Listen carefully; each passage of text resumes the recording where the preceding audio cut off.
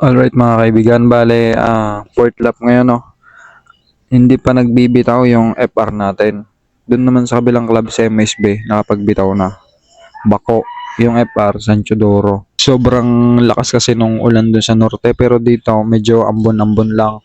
Nandito tayo sa loob ng kulungan. Yung MSB, puro training lang yun na, pero nagpooling tayo doon si Balanar. Diba, malay mo, gumawa ng himala si Balanar. O, nandito, ito na lang yung natitirang ibon natin. Yan, o. Mga kaibigan, yung pan-race hindi pa nagre-release gawa ng sobrang lakas ng ulan dun sa release point. Antabay lang tayo. Pero yung pooling sa MSB nakapag-release na. Nakapag-clock pa lang mga kaibigan ng first lap ngayon. Ang first lap, ang first drop pala. Pati ako ay nalilito na rin parang panahon. 900 speed, ibig sabihin hirap na hirap talaga ang ibon.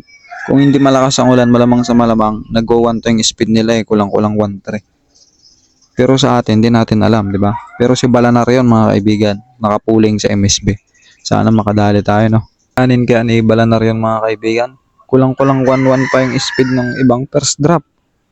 Okay, mga kaibigan, nag-release na rin yung ating port pan race. Ang kaso, binaba ng konti. Doon pa rin sa dating pinagbitawan ng third lap gawa ng hindi talaga umuupa yung malakas na ulan doon sa release point sana.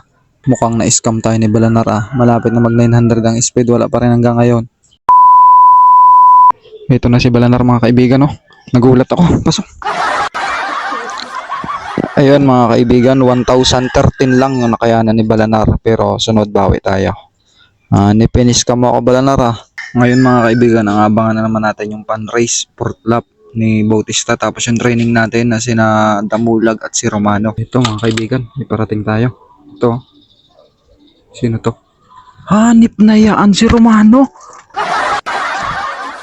Ba't ganon? Grabe ang tuli nito. Bad trip mga kaibigan. Nauna pa si Romano kaysa dun sa entry natin. Ito mga kaibigan, may parating tayo. Yan o. Sino kaya to? Ay, hanip na yan. Iba, si Damulag. Bad trip. Yung ating entry, wala pa. Naunahan pa ng 2 training. Ayan na mga kaibigan, si Damulag. O, ayan o. Ang tibay nito mga kaibigan. Naunahan pa yung ating entry ng ating 2 training. Ang pagitan nila ni Romano at ni Damulag 15 minutes, pero si Romano ang tulin mga nasa 1-2 speed nun.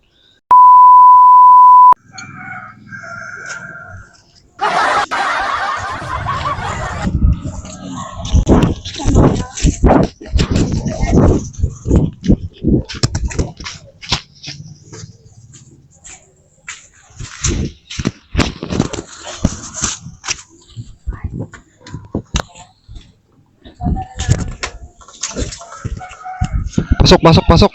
Ano nangyari sa'yo? Hanip ka. May speed pa tayo, may speed. Nagsayabang mo, Bautista. Puro kayabang. 1180 to nung third lap. Tapos ngayon, ginawa mong 800. Naunahan ka pa nito ng 30 minutes training. Bad trip. Pero ito, magandang pinakita mo. Oo, maganda yung pinakita mo. Alam ko yon. Bawi tayo sa sunod na training ng MSB. Ganda na ng speed ni Bautista Tapos ginawa niyang 808 na lang. Tibay talaga nitong ibon na to. Hindi ko alam kung magtitiwala pa ako dito